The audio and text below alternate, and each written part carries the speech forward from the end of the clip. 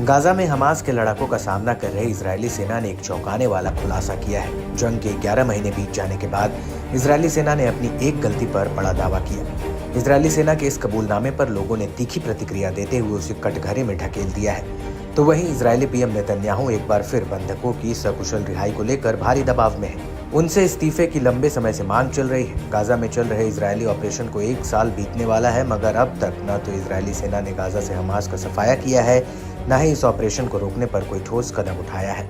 इस बीच हमास के चंगुल में फंसे इजरायलियों को लेकर समय समय पर बुरी खबर सामने आती रही है।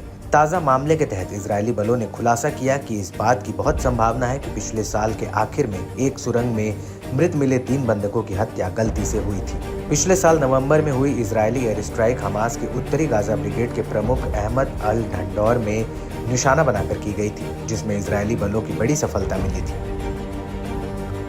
मिली जानकारी के मुताबिक आईडीएफ को 19 साल के कर्नल निक बेजर, एक और 19 वर्षीय सार्जेंट रॉन शेरमेन और 28 वर्षीय फ्रांसीसी इजरायली नागरिक के शव बरामद हुए थे, जिनके परिजनों ने दावा किया था कि तीनों ने बीते साल 7 अक्टूबर को हमास की ओर से बंधक बनाया गया था।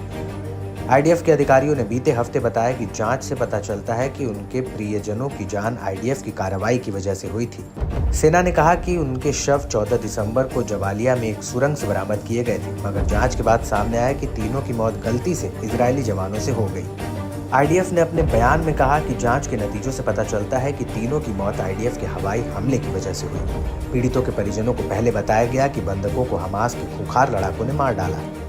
बीते साल नवंबर में इजरायल ने अल घंडौर को टारगेट कर हवाई हमला किया था, जिसके एक सुरंग में छिपे होने की जानकारी थी। उस समय आईडीएफ की जांच ने निष्कर्ष निकाला कि सेना को हमले के दौरान इलाके में बंधकों की मौजूदगी के बारे में पता नहीं था।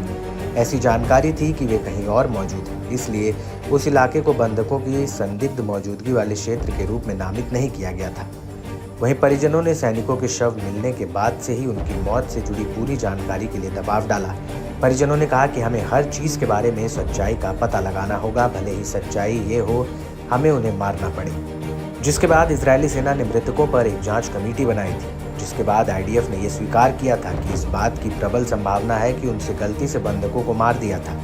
ऐसे में साफ है कि एक बार फिर इजरायली सरकार पर हमास के साथ बंधक को लेकर समझौता करने का दबाव बढ़ेगा। जहां एक तरफ नेतन्याहू अपनी जिद और नई शर्तों के चलते बंधक समझौते को लगातार लटका रहे हैं, वहीं इजरायली प्रदर्शनकारियों का भी सब्र का बांध टूट रहा है।